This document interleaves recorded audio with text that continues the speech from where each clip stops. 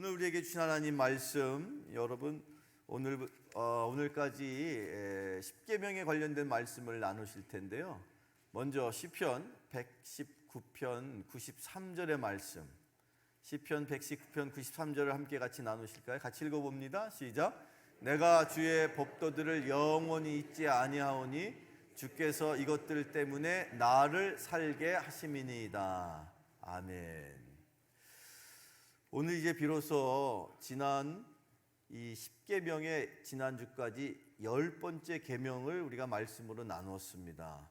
오늘은 10계명의 마지막 결론으로 세 가지 질문이라는 제목으로 말씀을 나눌 텐데, 여러분 오늘 이 시간에 예배를 통해서 제가 여러분에게 큰 세 가지 질문을 한번 여쭙겠습니다.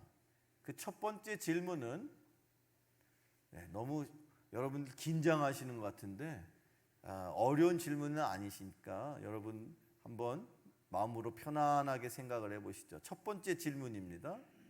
자, 하나님께서 왜 이 모세를 통해서 이스라엘 백성들에게 십계명을 주셨을까? 그 이유는 무엇일까요? 성경 말씀 한번 찾아보시겠습니다. 구약 성경 출애굽기 34장 28절의 말씀 화면을 통해서 함께 읽어봅니다. 시작. 모세가 여호와와 함께 40일 40야를 거기 있으면서 물도 마시지 아니하였으며 여호와께서는 언약의 말씀 곧 십계명을 기록하셨더라.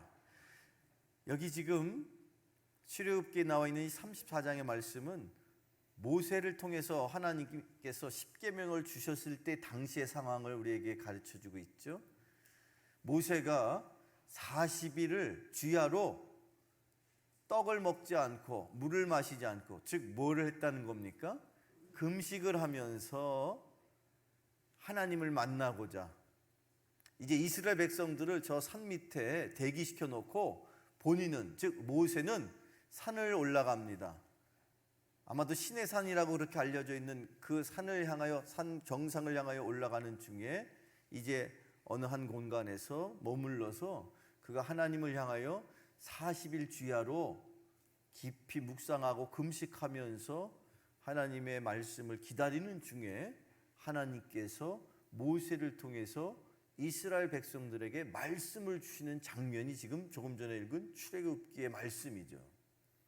자, 십계명은 모세에게 주신 하나님의 말씀이라는 것, 우리가 너무 자세히 잘 알고 있는 말씀인데 굳이 왜 십계명을 주셨는지에 대해서 여러분 한번 여러분에게 질문을 첫 번째로 드리는 거예요. 오늘 우리가 답해야 되는 세 가지 질문 중에 첫 번째 질문, 왜 하나님이 십계명을 이스라엘 백성들에게 주셨느냐는 거죠. 오늘 조금 전에 읽은 이 출애굽기의 말씀을 또 한 번 다른 성경 본문을 통해서 살펴보면 더 정확하게 그 질문에 대한 해답의 실마리가 나옵니다. 그 본문이 어디 있느냐? 자, 구약 성경 계속해서 신명기 4장 13절의 말씀을, 신명기 4장 13절 화면을 통해서 함께 읽어보실까요? 시작. 여호와께서 그의 언약을 너희에게 반포하시고 너에게 지키라 명하셨으니 곧 십계명이며 두 돌판에 친히 쓰신 것이라. 그때에 여호와께서 내게 명령하사 너희에게 규례와 법도를 교훈하게 하셨나니 이는 너희가 거기로 건너가 받을 땅에서 행하게 하려 하심이니라. 아멘. 출애굽기와 거의 동일한 모습의 본문을 우리가 신명기를 통해서 한 번 더 살펴보는데, 지금 여기 있는 이 신명기에 나와 있는 모습은 출애굽기에 있는 모습하고는 조금 더 구체적인 표현이 한 구절 더 나오죠. 그게 바로 신명기 여기 4장 14절에 그때에 여호와께서 내게 명령하사 너희에게, 즉 하나님께서 모세에게 명령을 하시는 거예요. 너희에게, 이스라엘 백성들에게 규례와 법도를 가르쳐 주시고 교훈하여 주시면서 너희가 거기로 건너가라고 그렇게 표현되어 있습니다. 어디를 말하는 걸까요? 지금 여기 이 말씀을 받을 때 당시에 이미 이스라엘 백성들은 모세와 함께 엄청난 기적을 한번 맛보았죠. 바다가 갈라졌습니다. 무슨 바다였습니까? 홍해 바다가 갈라졌습니다. 야, 놀라운 체험을 그들이 기적을 맛본 거예요. 자, 그렇게 홍해 바다를 가르쳤던 하나님께서 이스라엘 백성들에게 다시 한번 모세를 부르셔서 말씀을 주시면서 하나님이 약속하신 저 젖과 꿀이 흐르는 가나안 땅을 가고자 해서 갈 때에 한 번 더 건너가야 하는 곳이 있었죠. 그것이 무엇입니까? 그것이 어디였습니까? 요단강입니다. 그 요단강을 건너가게 되면 하나님이 약속하신 젖과 꿀이 흐르는 약속의 땅에 들어가게 되는데, 그 약속의 땅에 들어갔을 때에 어떻게 하라고 말하고 있죠? 약속의 땅에 들어갔을 때 너희가 거기로 건너가 받을 땅에서 행하게 하려 하심이라. 뭘 행하게 하신다는 겁니까? 하나님이 주신 율례와 법도, 그것이 바로 무엇이었습니까? 십계명이라는 거예요. 따라서 첫 번째 질문, 하나님이 왜 모세를 통해서 이스라엘 백성들에게 십계명을 주셨느냐? 그 이유는 뭐냐면 그들이 이제 약속의 땅, 가나안 땅에 들어가서 살게 될 때에 그 땅에서 십계명을 어떻게 하라고? 지키면서 살기를 원하시는 거예요. 누가? 하나님께서. 그렇습니다, 여러분. 하나님께서 주시는 그 약속, 그 축복의 땅에서 살아가는 동안에 그들의 삶을 하나님께서 지키기를 원하셔서 그 땅에서 약속을 이루며 축복을 누리며 그 주님의 백성으로 구별된 인생을 살아갈 수 있도록 하기를 원하셨기에 하나님께서 모세를 통해서 뭘 주신 거예요? 십계명을 주신 거예요. 사랑하는 성도 여러분, 이스라엘 백성들처럼 하나님께서도 여러분들에게 하나님의 축복을 약속해 주셨습니다. 믿으십니까? 하나님께서 여러분의 영혼이 잘되게 하시고 범사가 잘되게 하시고 강건케 하시는 축복을 여러분에게 약속하셨습니다. 그런데 그 약속을 내가 누리고 살려면 하나님이 주시는 그 약속이 그 영적인 상황 속에서 이루어지려면 하나님이 우리에게 원하시는 삶이 있습니다. 무엇을 지키며 살아가는 삶입니까? 십계명을 지키는 삶을 살 때에 그 약속이 이루어진다는 사실을 꼭 기억하시기를 축원합니다. 이스라엘 백성들이 하나님 앞에 십계명을 받기 직전에는요, 어떤 인생들이었습니까? 그 이전에 이집트에서, 애굽에서 어떤 신분으로 살았습니까? 종으로 살았어요. 이집트에서, 애굽에서 종살이하면서 노예예요, 노예. 태어나면서 죽을 때까지 노역에 시달리면서 힘들고 어려운 상황 속에서 그야말로 죽지 못해서 그런 인생을 무려 400년 가까이를 살고 있었던 민족이었습니다. 그런데 하나님께서 그들의 고통을 들으시고 그들의 그 울부짖음을 들으시고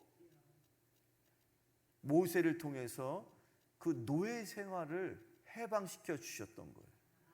그런데 육신적으로 노예에서 해방되었지만 이제 앞으로 이스라엘 백성들이 해방된 자유로운 신분으로 살기는 하겠으나 그 약속의 땅에 들어가는 그 순간부터 다시 한번 비록 그들의 육체의 신분은 자유로울 수 있으나 이방신들과의 그 이방 민족과의 삶 속에서 우상을 숭배한다든지 하나님의 말씀을 제대로 잘 따라 살아가지 못하게 된다면 결국에는 육체의 노예의 신분을 벗어났음에도 불구하고 이제는 또 다른 노예의 신분으로 전락할 수밖에 없다는 것을 하나님은 알고 계셨죠. 그래서 가나안 땅에 들어가서 사는 동안에 육체의 자유로운 뿐만 아니라 영적으로도 죄로부터 자유하며 살아갈 수 있도록, 아니 육체의 노예의 삶도 힘들고 어려웠는데 이제 그 약속의 땅 가나안 땅에 들어갔는데 잘못해서 이런저런 우상을 숭배하고 탐심을 갖고 하나님 앞에 패역할 때에 더 큰 노예로 전락하게 되는 것을 하나님이 우려하셨다는 거예요. 어떤 노예입니까? 그 이전에 애굽 땅에서는 육체로서의 이집트 사람들의 노예로 살았는데 간신히 하나님께서 그들을 해방시켜 주셨는데 약속의 땅에 들어가서 처음에는 하나님 말씀을 잘 따르려고 하겠으나 그것이 쉽지 않은 그런 다양한 우상의 상황 속에서, 이방 종교와의 상황 속에서 그들이 영적으로 죄로부터 자유하고 결코 죄를 극복하며 살아가게 해야 되겠다 하시는 하나님의 섭리와 계획이 있으셨기 때문에 그것을 위해서 하나님께서 10가지 계명을 주셨다는 거예요. 그것을 지킬 때에 그 수천 년 전에 이스라엘 백성들처럼 여러분의 인생 또한 하나님이 주시는 축복의 삶을, 하나님이 여러분의 인생에 주시는 그 복을 나의 것으로 삼고 살아가게 됨을 믿으시기를 축원합니다. 아, 그렇습니다. 이 십계명은요, 하나님께서 죄로부터 자유한 인생을 살아갈 수 있기를 원하셔서 주신, 마치 자유의 헌장과도 같은 그런 말씀이라는 거예요. 이 말씀을 여러분들이 붙들 때에 여러분들의 영혼이, 또 여러분의 육신의 삶이 참된 축복의 인생을 살게 됨을 꼭 기억하시기를 축원합니다. 그러니 이 십계명이 얼마나 중요한 말씀입니까? 이 십계명이 그냥 단순히 모세를 통해서 어느 날 하나님께서 저 옛날 이스라엘 백성들에게 주신 옛날 말씀이야, 아니라는 거예요.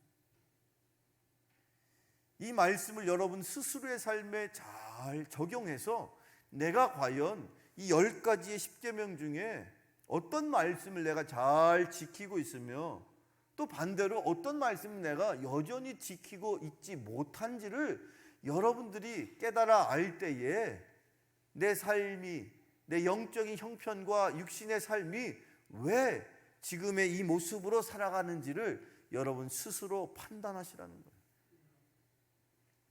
계속해서 말씀을 읽어볼게요. 여호수아 1장 7절로 8절 말씀입니다. 함께 같이 읽어보죠. 시작. 오직 강하고 극히 담대하여 나의 종 모세가 내게 명령한 그 율법을 다 지켜 행하고 우로나 좌로나 치우치지 말라. 그리하면 어디로 가든지 형통하리니 이 율법책을 내 입에서 떠나지 말게 하며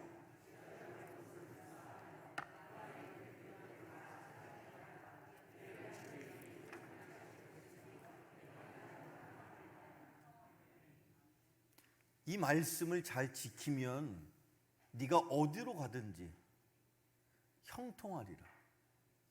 여러분에게 주시는 약속의 말씀이기를 축원합니다. 여호수아가 모세의 뒤를 이어서 하나님 앞에 이제 큰 역할을 감당해야 하는 중에, 기도하는 중에 하나님께서 주신 말씀이에요. 하나님께서 일찍이 이르시기를 내가 모세를 통해 너희들에게 주었던 것처럼 내가 다시 여호수아 너에게 우로나 좌로나 우로나 치우치지 않도록 너의 인생의 분명한 기준으로 내가 너에게 허락하는 말씀을 붙들고 살아갈 때에 너의 인생은 어떻게 된다? 형통케 된다는 거예요. 여러분, 형통한 인생 살기를 원하십니까? 여러분의 인생의 삶의 기준이 무엇입니까? 여러분은 어떤 삶의 기준을 붙들고 살고 계십니까?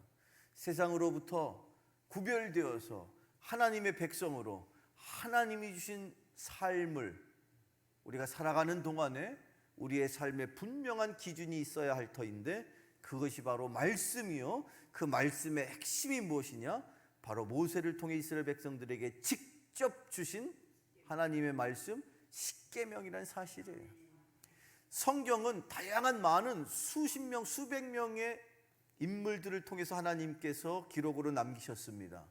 그 많은 구약의 창세기로부터 신약의 요한계시록의 말씀이 낱낱이 많은 성령의 감동을 받은 사람에 의해서 기록된 말씀인데, 그에 반해서 유일하게 십계명만큼은 하나님께서 직접 모세에게 돌판에 새겨서 주신 말씀이라는 거예요. 결국 이 성경의 이 66권에 담겨져 있는 그 어마어마한 말씀의 핵심을 하나님께서 직접 10가지의 계명을 통해서 우리에게 주신 말씀이라는 거예요. 그런 의미에서 이 십계명이야 말씀이야말로, 이 십계명을 지키는 것이야말로 창세기로부터 요한계시록까지 무수히 많은 말씀을 내가 지키며 살아가는 유일한 방법이라는 사실을 꼭 명심하시기를 축원합니다. 지금까지 만약 여러분들이 십계명은 그냥 이런 게 있어요 라는 정도로 그렇게 살아오셨다면, 이제 앞으로는 십계명을 마음속에 마치 모세를 통해서 이스라엘 백성들에게 절대로 잊지 않도록 돌판에다 직접 돌을 파서 새겨서 주셨던 것처럼, 여러분의 심령에, 여러분의 마음판에 하나님이 주시는 그 십계명의 말씀이 새겨져 있기를 축원합니다. 그러면 그 말씀을 지켜 살면 좌로나 우로나 치치지 않도록 하나님이 지켜주실 겁니다. 요즘 살아가는 동안에 얼마나 많이 여러분들 힘들고 어려우십니까? 도대체 세상은 이 상황에서 오른쪽으로 가기를 원하는데 나는 왼쪽으로 가야 되겠고, 우왕좌왕하다가 벌써 2020년 6개월이 훌쩍 넘어갔어요. 2020년 나머지 6개월을 어떻게 사시겠습니까? 뭘 붙들고 내 인생의 기준을 무엇을 삼고 사시겠습니까? 그것이 바로 주님의 말씀, 여호와 하나님이 주시는 십계명의 말씀에 녹아있다는 사실을 기억하셔서 그 십계명의 말씀을 붙들고 살았을 때 여호수아처럼 형통의 복을 누리시는 여러분 되기를 축원합니다. 십계명에 대해서 예수님은 어떤 말씀을 주셨을까? 예수님은 신약시대에 그 십계명의 말씀을 때로 율법이라는 표현으로 우리에게 가르쳐 주시는데, 신약성경 여러분 마태복음 5장 말씀 한 절 같이, 마태복음 5장 17절로 19절 예수님께서 하신 말씀인데 함께 같이 읽어봅니다. 시작. 내가 율법이나 선지자를 폐하러 온 줄로 생각하지 말라. 폐하러 온 것이 아니요 완전하게 하려 함이라. 진실로 너희에게 이르노니 천지가 없어지기 전에는 율법의 1.1획도 결코 없어지지 아니하고 다 이루리라. 그러므로 누구든지 이 계명 중에 지극히 작은 것 하나도 버리고 또 그같이 사람을 가르치는 자는 천국에서 지극히 작다 일컬음을 받을 것이요 누구든지 이를 행하며 가르치는 자는 천국에서 크다 일컬음을 받으리라. 아멘. 사랑하는 우리 드림교회 여러분, 천국에서 큰 자로 일컬음을 받으시길 축원합니다. 그런데 어떤 사람이 주님이 보실 때에 천국에서 어떤 사람이 작은 사람이요 어떤 사람이 큰 사람이라고 말씀하시느냐? 그것이 바로 그 하나님이 주시는 계명을 비록 지극히 작은 것일지라도 열심히 지키려고 살았던 사람을 하나님은 큰 사람이라고 천국에서 칭찬해 주신다는 말씀입니다. 그리고 심지어 예수님은 제자들 앞에서, 오늘 이 마태복음 5장의 말씀은 산상수훈이라고 우리가 알고 있는 예수님의 말씀 중에서도 가장 핵심, 가장 중요한, 흔히 엑기스라고 표현할 수 있는데 예수님의 말씀 다 중요한 말씀이죠. 주옥 같은 말씀이죠. 그런데 그 중에서도 가장 핵심이요 핵심이 바로 산상수훈인데, 그 산상수훈의 말씀을 전하실 때에 내가 율법을 혹은 선지자를 폐하려 온 줄로 아느냐? 아니다. 너희들이 다시 생각해. 나는 율법을 완전하게 완성하러 온 자다라고 말씀하세요. 그만큼 예수님도 그 율법이, 주님이 주시는, 여호와 하나님이 주시는 그 십계명의 말씀이 그만큼 그리스도인에게 꼭 필요한 말씀이라는 것을 이렇게 산상수훈의 그 서두에서 가르쳐 주신다는 거예요. 예수님이 내가 율법을 완전하게 이루고자 이 땅에 왔다라고 말씀을 하세요. 그런데 이 말씀이 그냥 제자들 앞에서 율법이 중요한 거야 라는 말씀으로 끝이지를 않으세요. 내가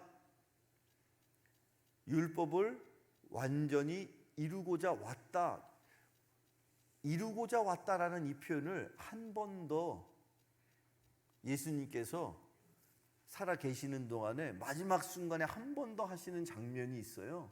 여러분, 어느 때 어느 순간에 예수님이 그런 표현을 한 번 더 쓰셨을까요? 다 이루었다. 예수님께서 십자가에서 마지막 순간에 다 이루었다라고 표현하세요. 여기서 다 이루었다, 뭘 다 이뤘다라고 여러분 생각하십니까? 뭘 다 이뤘다고 주님이 말씀하신 걸까요? 그것이 바로 율법을 내가 다, 율법의 요구를 내가 다 이루었다 하셨던 말씀이었다는 거예요. 성경 말씀 읽어봅니다. 요한복음 19장 30절에 있는, 요한복음 19장 28절, 29절, 30절을 계속해서 읽어볼 텐데 같이 읽어볼까요? 시작. 그 후에 예수께서 모든 일이 이미 이루어지시고 아시고 성경을 응하게 하려 하사 이르시되 내가 목마르다 하시니 가득히 담긴 그릇이 있는지라. 사람들이 신 포도주를 적신 해면을 우슬초에 메어 예수의 입에 대니 예수께서 신 포도주를 받으신 후에 이르시되 다 이뤘다 하시고 머리를 숙이니 영원히 떠나 가시니라.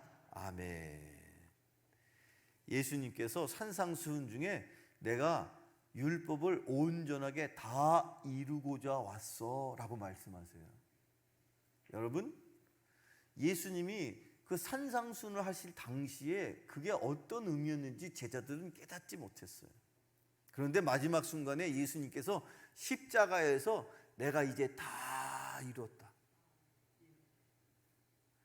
예수님이 왜 이 땅에 오셨는지를 이 율법을 기준으로 말씀을 하시기를, 그 율법을 내가 완전하게 완성하기 위해서 왔다라는 거예요.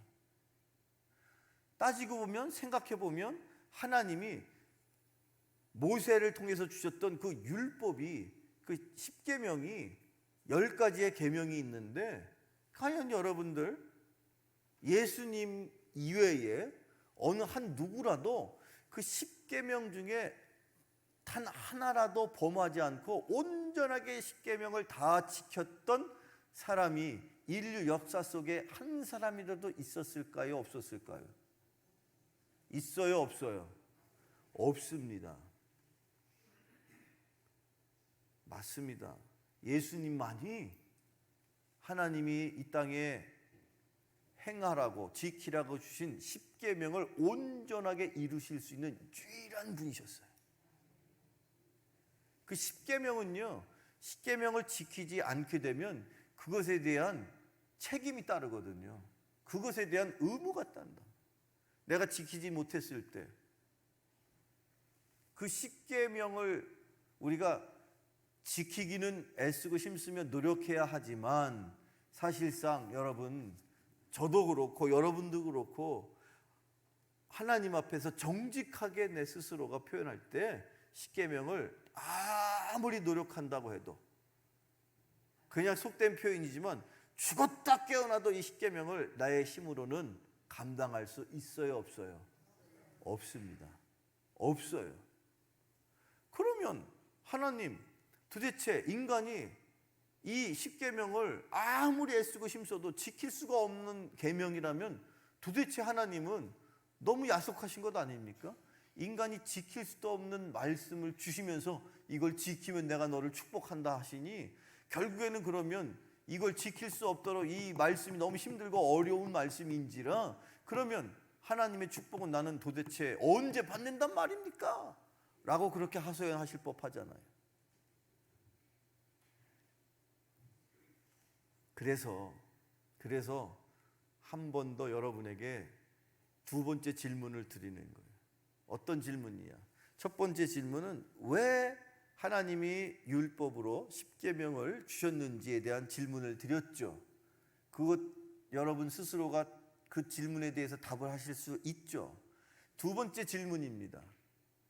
그러면 어떻게 우리는 이 십계명을 지키겠느냐는 거예요.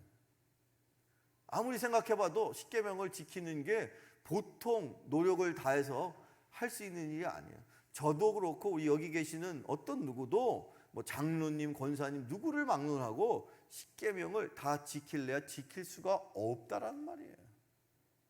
그래서 주님은, 예수님은요, 그 십계명을 우리에게 다시 한번 요약 정리를 해주셔요.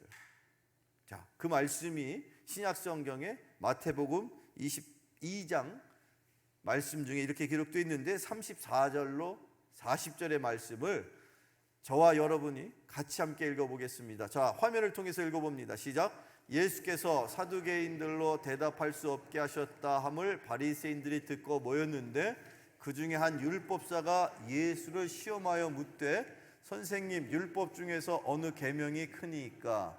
예수께서 이르시되 내 마음을 다하고 목숨을 다하고 뜻을 다하여 주 너의 하나님을 사랑하라 하셨으니 이것이 크고 첫째 되는 계명이요 둘째도 그와 같으니 내 이웃을 내 자신같이 사랑하라 하셨으니 이 두 계명은 온 율법과 강령이니라. 아멘. 예수님께서 어느 날 당시에 예수님의 반대편에 있는, 즉 예수님을 모함하고 예수님을 시험하고 예수님을 계속해서 궁지에 몰아넣으려고 하는 그 당시에 그 율법사라고 하는 바리새인들이라고 하는 유대교 종교 지도자들이 있었는데 그들이 어느 날 예수님 앞에서 그 율법에 대한 질문을 던진 거예요. 계명 중에 어떤 게 큰 계명입니까? 유대인들은요 당시 그거 가지고 논쟁을 벌였거든요. 그때에 예수님께서 너희들이 아는 그 십계명 그것을 주님께서 이렇게 말씀하십니다. 첫째는 뭐라고요? 하나님을 사랑하고, 둘째는 내 이웃을 내 몸처럼 사랑하고. 결국 하나님 사랑과 이웃 사랑으로, 하나님 사랑과 내 이웃을 사랑하는 것으로 그렇게 말씀을 정확하게 우리에게 정리해 주십니다. 결국 여러분이 살면서 십계명을 지킨다는 것은 이 두 가지, 즉 내가 하는 일, 내가 하는 생각, 내가 하는 행동이 하나님을 사랑하는 것과 이웃을 사랑하는 것에 어긋나는가, 아니면 하나님을 사랑하고 이웃을 사랑하는 것 안에 내가 하는 생각과 행동과 모든 말의 표현이 그 안에 담겨 있는가, 그걸 기준으로 삼아라 라고 말씀하신다는 거예요.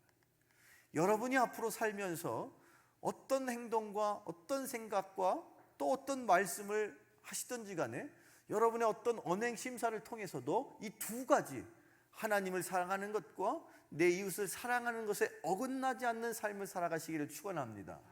그것이 하나님 주신 말씀을 지키며 살아가는 인생인 줄로 믿으시기를 축원합니다.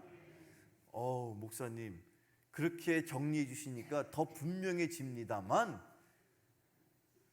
그럼에도 불구하고 우리가 이 말과 생각과 행동을 아무리 하나님 앞에서 조신하게 절제하고 잘 한다고 할지라도 과연 그렇게 하나님을 사랑하고 늘 모든 언행 심사에 이웃을 사랑할 수 있느냐는 거예요. 그럴 수 있어요, 없어요? 생각으로는 하나님을 사랑하고 내 이웃을 사랑해야 돼 할 수는 있는데 실제 우리의 삶이 그것을 행하며 살기에는 우리의 육신이 너무도 연약하다는 거예요.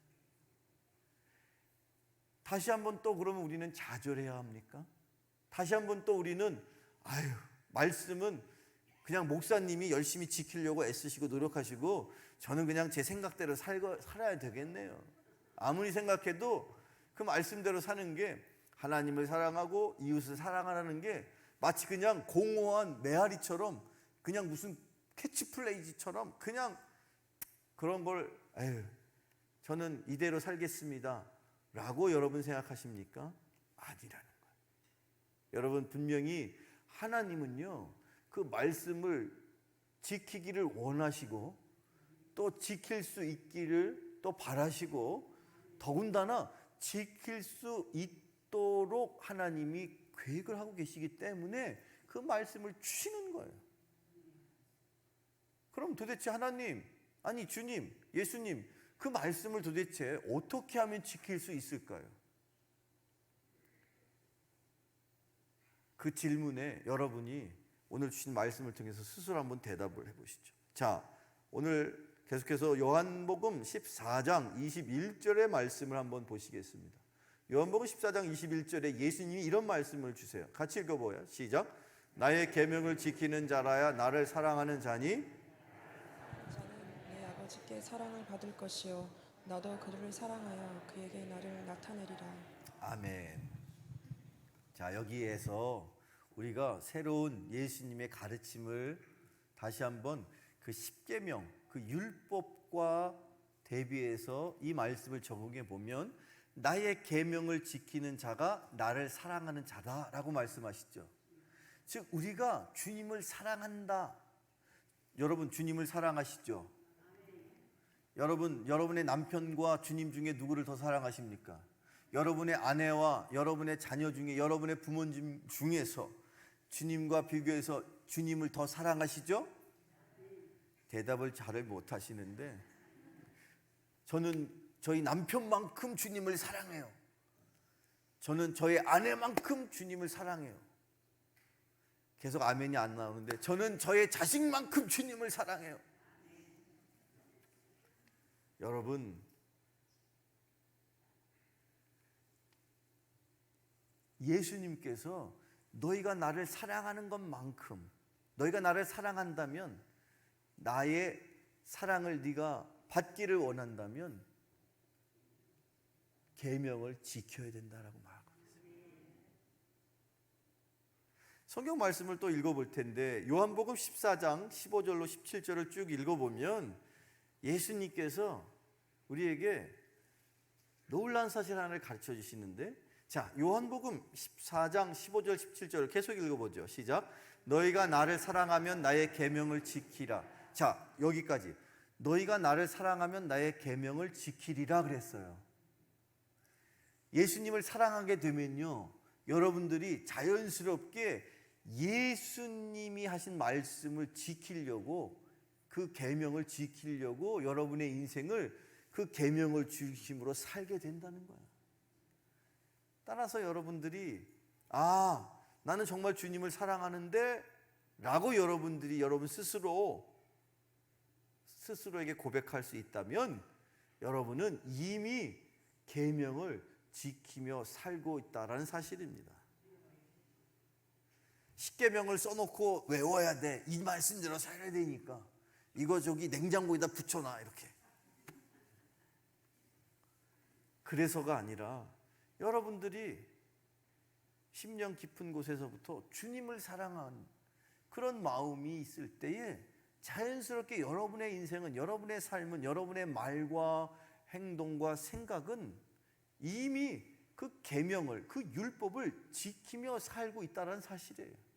자, 조금 전에 읽었던 요한복음 14장에 계속해서 주시는 말씀이 16절, 17절 읽어볼게요. 시작. 내가 아버지께 구하겠으니 그가 또 다른 보혜사를 너희에게 주사 영원토록 너희와 함께 있게 하리니 그는 진리의 영이라. 세상은 능히 그를 받지 못하나니 이는 그를 보지도 못하고 알지도 못함이라. 그러나 너희는 그를 아나니 그는 너희와 함께 거하시며 또 너희 속에 계시겠음이라. 아멘. 아니, 예수님께서 이렇게 말씀하세요. 너희가 나를 사랑하면 율법을 지키게 돼 있어. 그리고 나서 느닷없이 제자들 앞에서 전혀 제자들이 생각지도 못하고 예상치도 못한 보혜사 성령님을 소개해 주세요. 그리고 그 성령님이 너희 안에, 너희들의 심령 속에 다 임할 것이고, 그 성령이 임하는 그 누구든지 간에 그가 성령과 더불어 성령이 그 안에서 영원토록 함께 하실 거야. 그러면서 성령을 소개해 주시는 거예요. 느닷없이, 뜬금없이. 예수의 제자들이 황당했겠죠.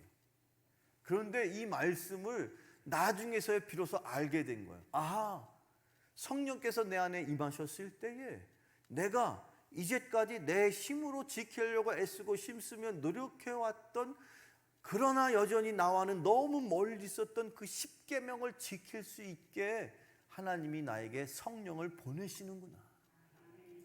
여러분 안에 계신 성령을 통해서 여러분은 성령의 능력을 통해서 여러분의 능력으로 감당할 수 없는 그 율법, 하나님이 우리에게 지키라고 명하시는, 좌로나 우로나 치우치 아니하면 내가 너를 형통케 할 것이라고 약속하신 그 십계명의 약속의 말씀을 지킬 수 있는 그 능력을 성령을 통해서 우리에게 주신다는 약속의 말씀입니다. 여러분 안에 성령이 계심을 믿으십니까? 예수 그리스도를, 그리고 하나님을 아버지로 고백하는 사람들, 그래서 제가 시간 있을 때마다, 기회 있을 때마다, 말씀을 전할 때마다 끊임없이 계속해서 여러분에게, 여러분 안에 성령이 계시죠, 저를 따라서서 예수 그리스도 하나님 아버지, 이걸 고백하는 사람은 그 안에 누가 계신다는 겁니까? 성령께서 계신다는 거예요. 따라서 그 성령의 능력에 의지할 때에 비록 모세도 감당치 못하였고 아브라함도, 성경에 그 누구도 감당할 수 없었던 그 십계명을, 율법을 온전하게 지켜나가는 일을 내가 내 힘으로가 아니라 성령께서 주시는 능력으로, 성령과 더불어 성령께서 나와 함께 하실 때에 그것을 지키며 살아갈 수 있는, 율법의 완성의 인생을 살아갈 수 있는, 예수님을 닮은 인생을 살아갈 수 있는, 축복의 인생의 주인공이 되는, 약속을 내 인생에서 이루며 살아갈 수 있는 인생이 되는, 제발 한 번에 아멘 할 수 있는 인생이 되는, 도대체 아멘을 언제 하시려고 여러분 이렇게 입 다물고 계십니까? 그렇습니다, 여러분. 성령께서 내 안에 계신 분명한 확증이, 다시 한번 고백해 보세요. 저를 따라서 이렇게: 예수 그리스도, 하나님 아버지, 예수 그리스도, 하나님 아버지. 여러분 안에 누가 계십니까? 성령님이 계신다고. 성령님이 계시지 않고서는 누구도 예수를 그리스도로 고백할 수 없고 전능하신 하나님을 아버지라고 고백할 수 없는데, 이미 내 안에 성령께서 계셔서 내가 예수를 그리스도로 고백하고 하나님을 아버지로 고백할 수 있도록 성령을 주님께서 내 안에 넣어주셨어요. 성령이 나와 함께 영원토록 같이 있을 분명한 이유는 주님이 나에게 주시는 그 율법을, 십계명을 은혜로 감당하며 지킬 수 있기 때문인 것입니다.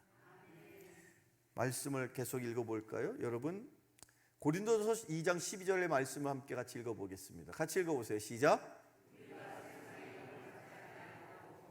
하나님으로부터 온 영을 받았으니 이는 우리로 하여금 하나님께서 우리에게 은혜로 주신 것들을 알게 하려 하심이라. 아멘.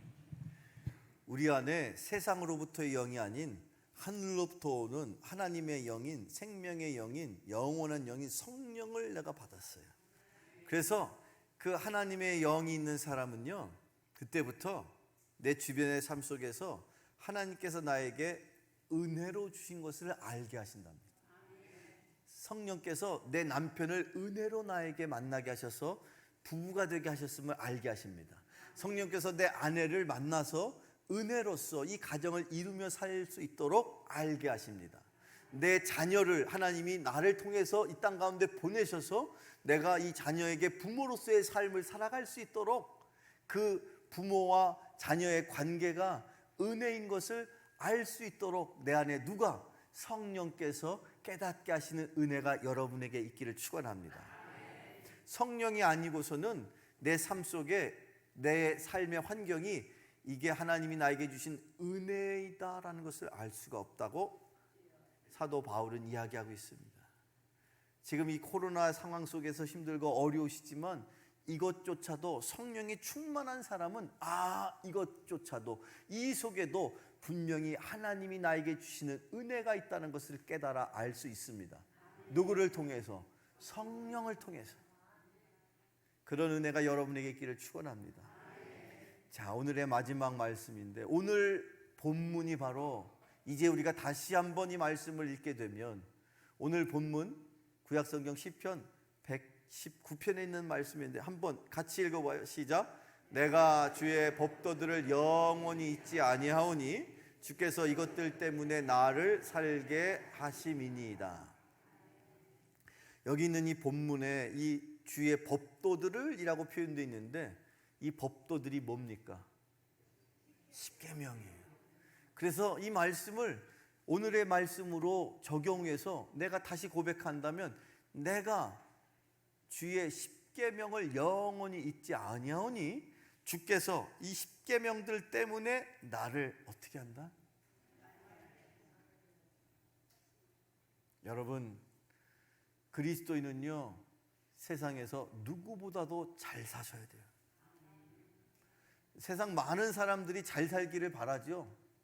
그런 중에서도 여러분들은 그 누구보다도 세상 사람들 가운데에서 잘 사셔야 됩니다. 이유는 한 가지. 여러분을 통해서 믿지 않는 세상 사람들이 살아 역사하시는 하나님을 볼 것이기 때문에 그렇게 잘 살아야 돼요.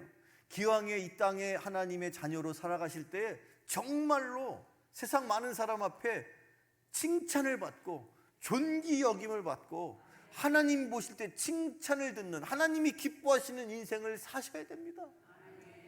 그런데 그렇게 살려고 보니 어떻게 살아야 될지 막막하셨잖아요. 이제는 구체적입니다. 이제는 주님이 주시는 말씀, 하나님을 사랑하고 나의 이웃을 사랑하고, 하나님을 사랑하고 나의 이웃을 사랑하고, 하나님을 사랑하고 나의 남편을 사랑하고 나의 아내를 사랑하고 나의 부모를 사랑하고 나의 형제 자매를, 자녀를 사랑하고 내가 몸담는 교회를 사랑하고 이 나라와 민족을 사랑할 때, 그것이 바로 내가 사는 길입니다. 오늘 이 주시는 말씀을 다시 한번 기억하셔서 2020년 우리가 허락하신 그 두 번째 감사의 절기, 그 추수감사의 절기에 지금보다 갑절의 감사를 고백할 수 있는 저와 여러분 모두가 되기를 간절히 축원합니다. 축원합니다. 축원합니다. 기도하시겠습니다. 사랑의 아버지 하나님, 감사합니다. 세상 많은 사람들 가운데 특별히 구별하셔서 주의 자녀 삼아주심을 감사합니다. 때로 살아오는 여러 가지 삶의 환경 속에서 좌로나 또는 우로나 치우치며 살아왔던 나의 어리석은 모습을 이 시간 회개하오니 주여 말씀을 바라보며 하나님을 사랑하고 내 이웃을 사랑하시라는 주님의 말씀대로 살아가는, 그리하여 주님이 주시는 그 축복을 나의 삶 속에 이루며 살아가는 주의 백성들 되게 하여 주옵소서. 예수님의 이름으로 축복하며 기도하옵나이다. 아멘.